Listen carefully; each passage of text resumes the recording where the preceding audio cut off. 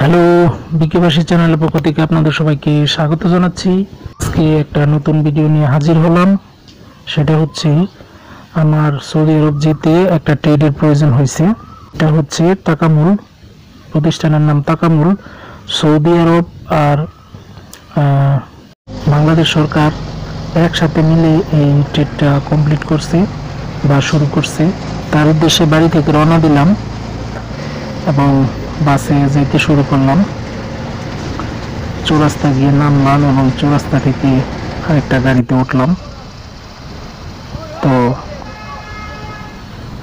নোয়াখালী বা বনানীর উদ্দেশ্যে রওনা দিলাম। রাডিসন হোটেলের সামনে নামলাম এবং রাডিসন হোটেলের সামনে থেকে রাজধানী বাসে চড়ে সাভার উদ্দেশ্যে রওনা দিলাম। তো বাসে যেতে যেতে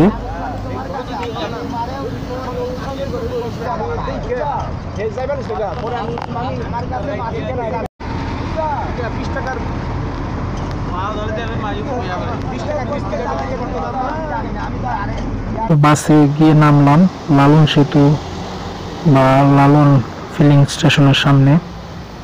যার কাছে যাচ্ছি বা যেখান থেকে আমাদের ডিস্ট্রিবিউশন করা হচ্ছে সেইখানে থেকে ফোনে বলা হয়েছে যে আমাদের নিতাই বাবুর দোকানে অপেক্ষা করতে।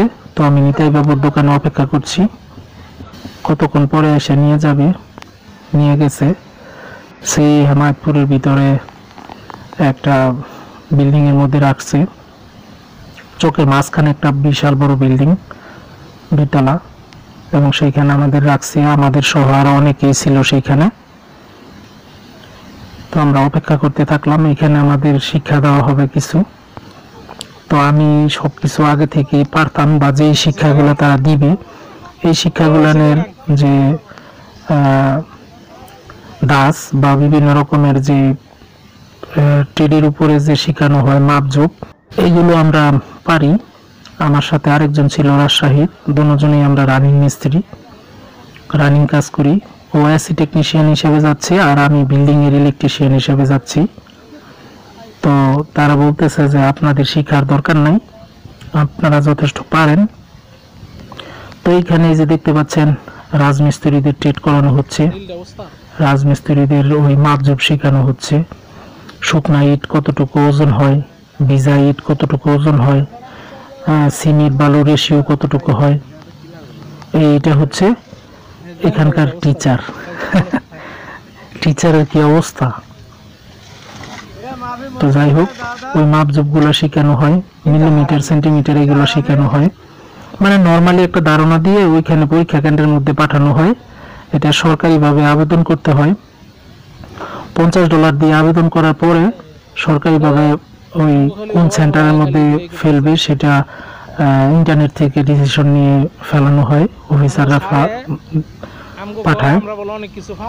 তো বাংলাদেশের ওই 8 বা 10 জায়গার ট্রেনিং সেন্টারের মধ্যে শুধু এই কাজটা করানো হয়, সেটা সরকারিভাবেই হয়।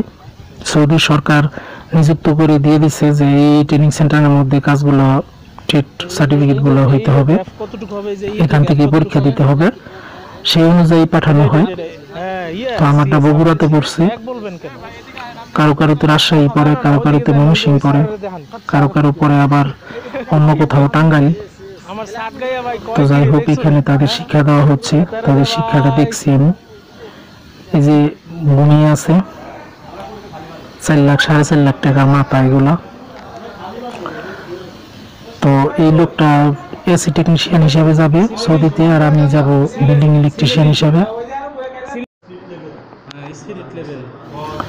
এরা সবাই হচ্ছে ওই সিভিল ইঞ্জিনিয়ারের অংশ, এরা মেশনে যাচ্ছে। এদেরকে ওই বিভিন্ন রেশিও, তারপরে ইটাবালি সম্পর্কে ধারণা দিচ্ছে। তো যাই হোক, কাজ শেষে সবাই গল্প গুজব করছে। এই দুইটা লোক অন্য জায়গায় চাকরি করছে সৌদিতে। এই যে চিটাগাঙ্গের ভাই, উনিও সৌদিতে ছিল আগে, এখন এই কাজের উপরে যাচ্ছে, কনস্ট্রাকশন কাজের উপরে। তো যাই হোক, আমার এই কাজ না, আমি বসে রইলাম আইসা ওই টিকিট কাউন্টারে। বগুড়ার উদ্দেশ্যে রওনা দিব। সেজন্য টিকিট কাটবো এখান থেকে। তো বগুড়া এই টিকিট কাউন্টার একটু সিটিং করে, তারা 450 টাকা নিছে আমার কাছ থেকে। আসার সময় আমি 300 টাকা দিয়ে আসছিলাম। তো যাই হোক, বগুড়ার উদ্দেশ্যে যে গাড়ির মধ্যে উঠলাম, একটা নিম্নমানের গাড়ি, নিম্নমানের থাকলেও একটু ভালো আর কি। তো যাচ্ছি, রাত্রির গমন। গাড়ি চলতে লাগলো, সিরাজগঞ্জের কাছাকাছি আইসা গেছে। টোল প্লাজার সামনে দাঁড়াইলো। এটা হচ্ছে যমুনা সেতুর পূর্ব টোল প্লাজা।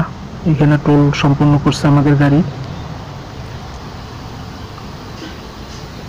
তারপরে আমরা যমুনা সেতুর ওপারে চলে যাব। এই হচ্ছে যমুনা সেতুর রাতের দৃশ্য বা যমুনা নদীর রাতের দৃশ্য। এখন অনেকটা পানি কম, বর্ষাকাল থাকলেও পানি কম।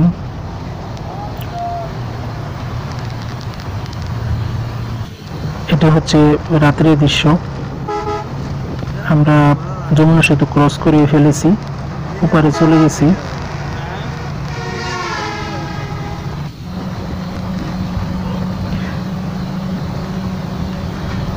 আমরা ফুড ভিলেজ নামক একটা রেস্টুরেন্টে খাবার খেতে নামলাম, বা গাড়ি ব্রেক করলো। আমরা এখানে রাত্রে কিছু খাবো। তখন বাজে দিন রাত সাড়ে তিনটার মতো, 3:30। Food village.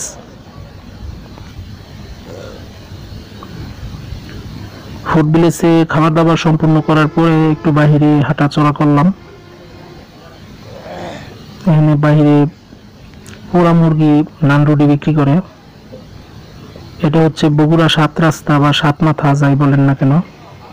এখানে নামায় দিছে, তখন বাজে রাতের 4টা। তো এই রাতের 4টার সময় আমি নামার পরে চিন্তা ভাবনা করলাম কোথায় যাব, কি করে যাব। এখানে আবার ওই ব্যাটারি চালিত গাড়ি আছে, ওটা দিয়ে আমি ওই আমার কলেজ বা ইনস্টিটিউটের সামনে চলে যাব। তো আমি 7 মাথা থেকে 4 মাথায় চলে গেলাম। মাঝখানে আমার কলেজ ওই গাড়িওয়ালায় চিনাই দিল। তো এই 4 মাথায় যেয়ে আমি অপেক্ষা করতে লাগলাম কখন সকাল হইব,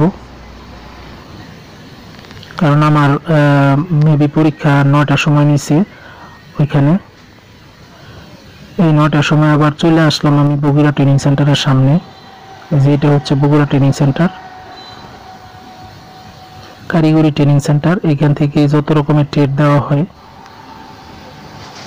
বিভিন্ন কাজের উপরে। তো এইখানে আইসা ঘুম অবস্থা, পেটে খাবার নাই, রাত্রে ঘুম নাই, ক্লান্ত শরীর। চিন্তা করতে লাগলাম যে পরীক্ষাটা পাশ করব কিনা। এখানে আবার একটা ছোট বাচ্চাদের স্কুলও আছে, যে হাতের ডান দিকে। এটা হচ্ছে সাইনবোর্ড, যাতে সতর্কতামূলক সাইনবোর্ড দেওয়া আছে। পরীক্ষাটা দিছি, এটা ভিডিও করা যায় নাই কারণ ওটা ওখানে নিষেধ ছিল। তারপরে আমি আবার টোটো ধরে চলে আসলাম বগুড়া 7 মাথায়, এবং এখান থেকে 1 হাঁড়ি দই কিনলাম বাড়িতে নেওয়ার জন্য। তারপরে আবার ব্যাক করলাম। এটা হচ্ছে যমুনা সেতুর দৃশ্য। ওই পাশে দিয়ে হচ্ছে রেল সেতু, আর আমরা চললাম যমুনা সেতুর উপর দিয়ে। তখন দেখাইছিলাম রাতের দৃশ্য, আর এখন দেখাইতেছি দিনের দৃশ্য।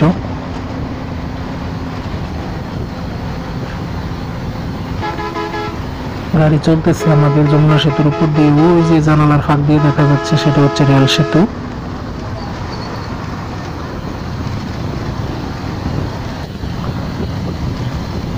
আমার এই ভিডিওটি যদি ভালো লেগে থাকে তাহলে চ্যানেলটা সাবস্ক্রাইব করবেন, লাইক কমেন্ট শেয়ার করবেন।